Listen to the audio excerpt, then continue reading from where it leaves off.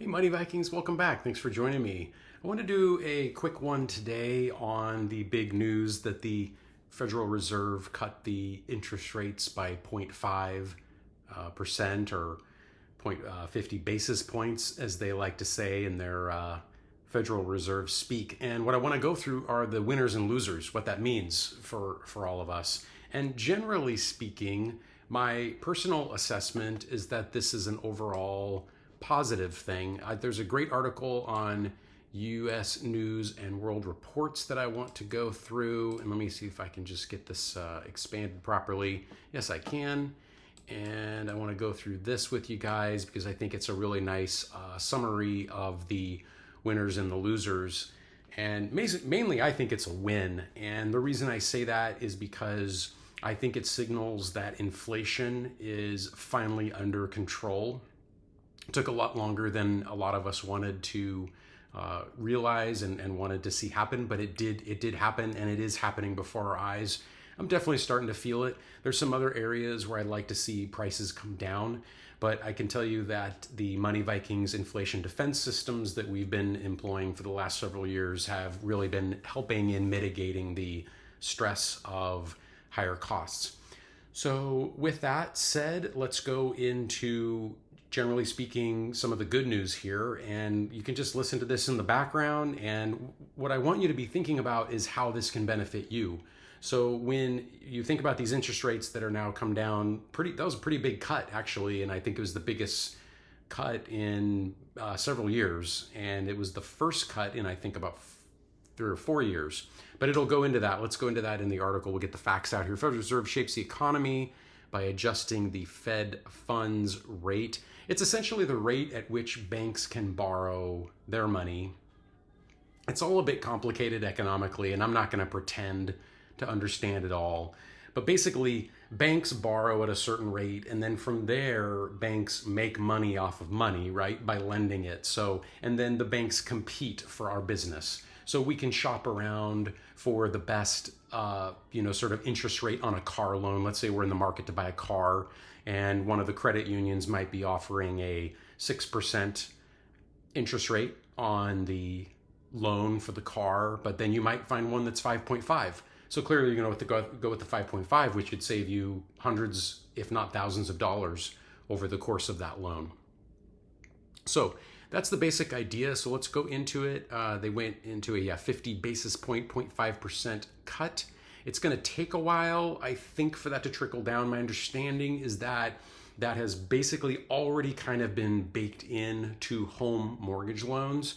But here's the first one I hit on because I am very much a real estate investor, and I want to talk about that. So if you bought a house in the last couple of years, so a lot of us were very fortunate in terms of timing to buy houses 5+ years ago.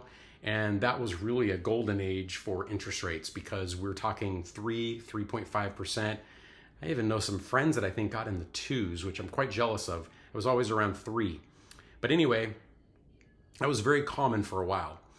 But as inflation ticked up and the interest rates, were trying to catch up to calm down inflation, I believe at one point the mortgage interest went up to about 8%. So that's pretty high, and that really affects home affordability.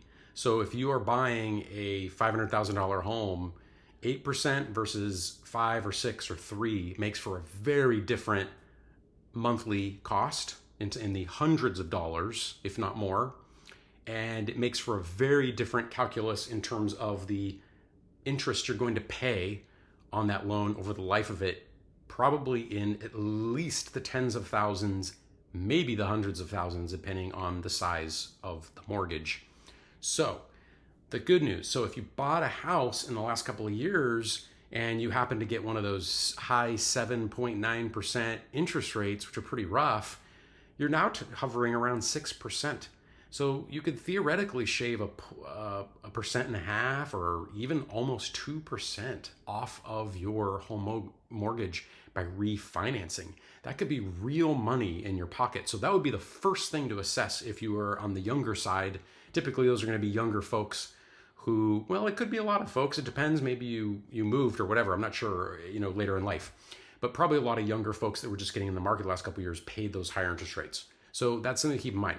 It's going to be a little bit of a double-edged sword because, again, and this is why I've always been bullish on real estate, and especially residential real estate, there just is not enough to keep up with demand over the next decade. That's the problem. Millennials are a huge generation that are in their prime home buying years. Baby boomers are a huge generation that I believe, from my understanding, really want to age in place in their homes. They're not moving out very quickly. And that's their prerogative. It's a free country. You can decide where you live if you can afford it. And so what that's basically doing is creating a squeeze. I'm not to blame. I'm a Gen Xer, so I can be right in the middle of everything. But anyway, I'm just kidding. But basically, you get the idea.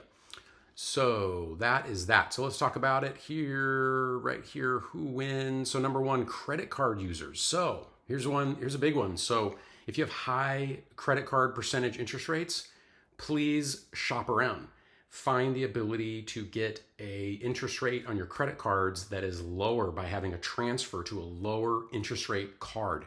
This is serious number one. If you have high credit card debt, first of all, that's probably debt on things that are not assets, not increasing in value. It's a lot of consumer junk and it's just a waste of money. So that's number one. Number two, so borrowers. This is what I was talking about with the mortgages. So with mortgages, again, some people were at 8.5% in terms of their mortgage interest. Well, I think they can get around 6% now if they have good credit. So that is another huge savings if you can take advantage of it, getting you hundreds of dollars back every month. That was just wasted money, honestly, in interest. The other thing it talks about is investors here. So it says that historically, stock investors have been big winners when the Fed slashes rates. So Robert Johnson, finance professor at the Hyder College of Business at Creighton University in Omaha, Nebraska, found that from 2016 to 2023, the S&P returned 16% when the Fed lowered interest rates, but only 6% when the Fed hiked rates. Now it's going to be a little bit interesting because the market has been on a tear for a long time. So we're going to see how that plays out. But that's typically how it's been.